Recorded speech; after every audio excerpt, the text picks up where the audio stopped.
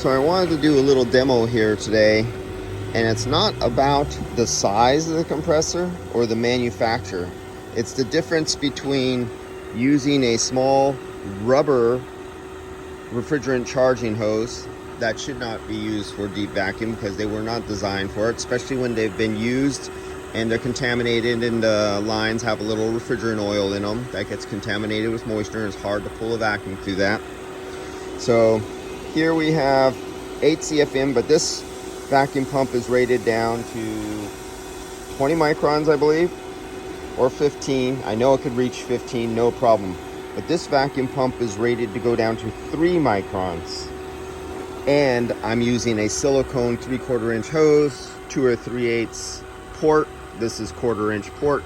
Right now, as you can see, this one is open, this one is closed.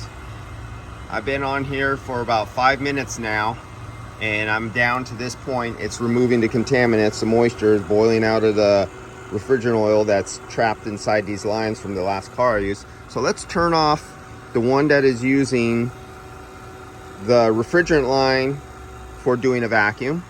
So let's turn it off. Okay, we're off now.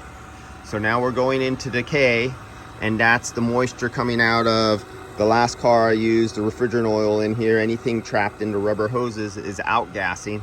Now let's turn on the one that's rated down to 3 microns going through a silicone hose.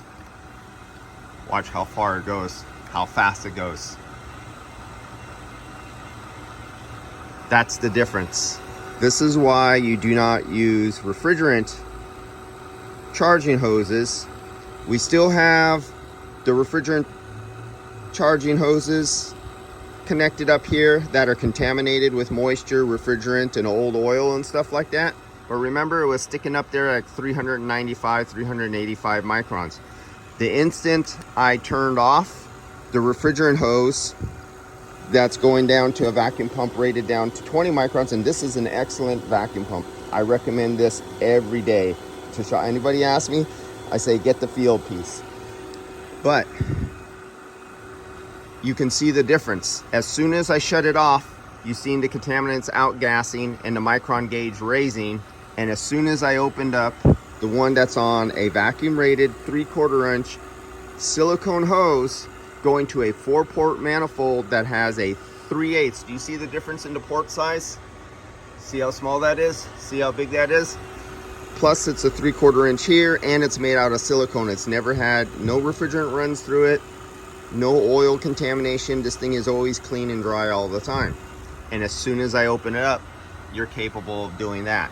So that is the difference between drawing vacuum between a refrigerant charging hose and a dedicated vacuum only hose that's made for deep vacuum.